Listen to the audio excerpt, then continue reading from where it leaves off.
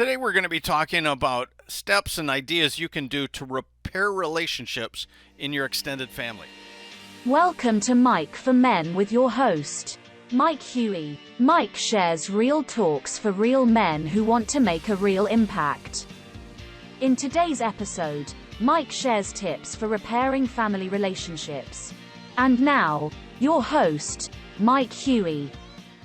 As I mentor young men, one of the things I commonly hear, especially from young men who are in their 20s or 30s, is that they've got fractured relationships in their extended family.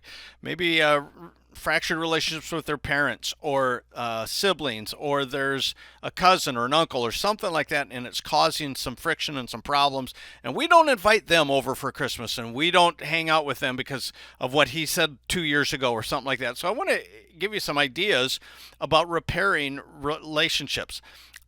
It's not unique to today's time. I've talked with my dad, and he had fractured relationships with his dad, and there have been times in my relationships that I've had fractured relationships with my parents. There's times I've had fractured relationships with my adult sons or my adult daughter, things like that. We all have relationships, and one of the things that's the key is you work on repairing this relationship. You have this good time of flow and everything's good, and then something happens, and sometimes you got to go back and repair a relationship again. I'm in the middle of repairing another relationship. So that's the work of being a human and wanting to have intimacy and growth in the family unit. So the first thing that I want to encourage you to do is just acknowledge the problem. And in addition to, I got a problem with this relationship, whatever that is, acknowledge your contributions to the break. And so you might say, yeah, now abuse is different. I'm not talking about abuse. If you've got family abuse issues, I want to encourage you to find a professional and get the help you need. But I'm talking about they said this, or they're not as fun to hang around with, or we have a difference of opinions, whether it's political or how somebody should be doing something, and there's just natural relationship breaks. Acknowledge your contribution to it. And then start to acknowledge expectations.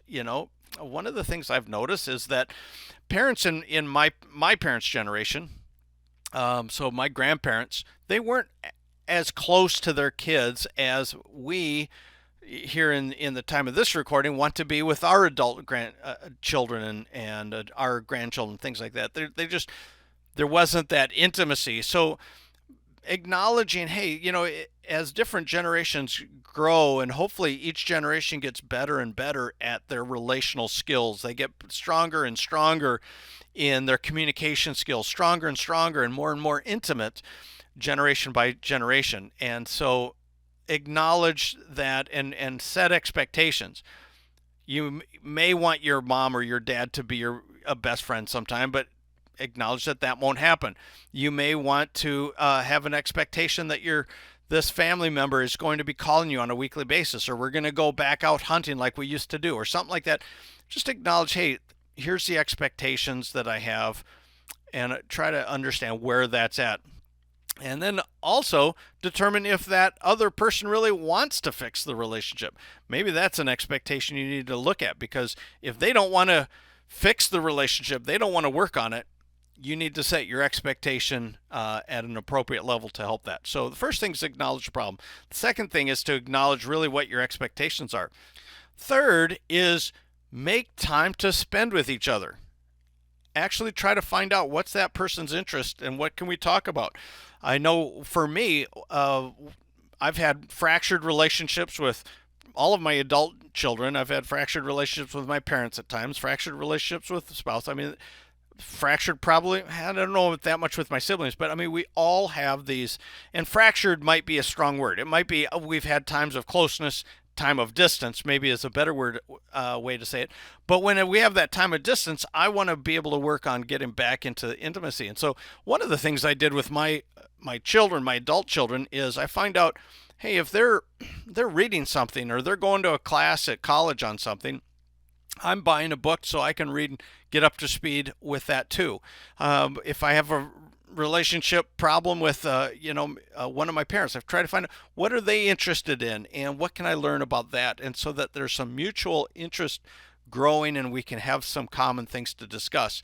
So that's your third step, is just try to make time to spend with each other and find each other.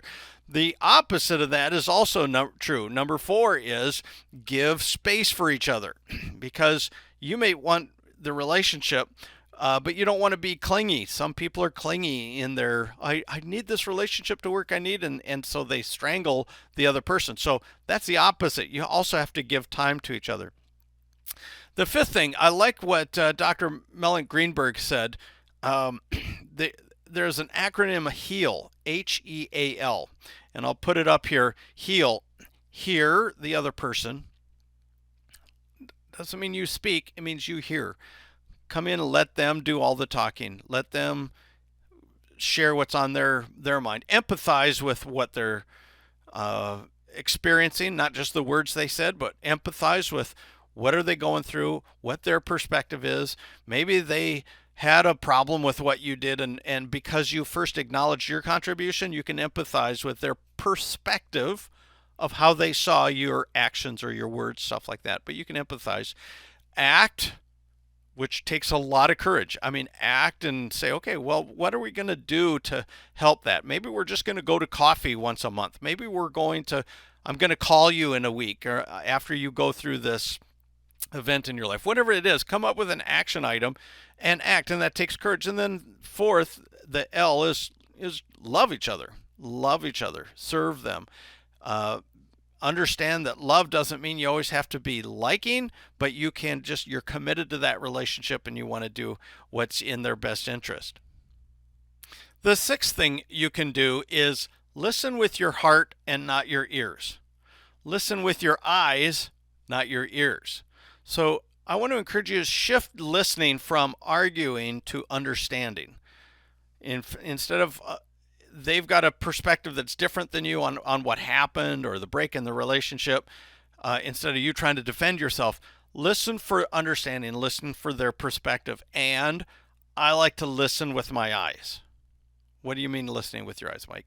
Well, sometimes their face is turning red, or they're starting to cry, or you can see some agitation, and it might not convey in English words, but you can see it in their body, their facial expressions, stuff like that. So listen with your eyes, listen to how they're carrying themselves, listen with their body language.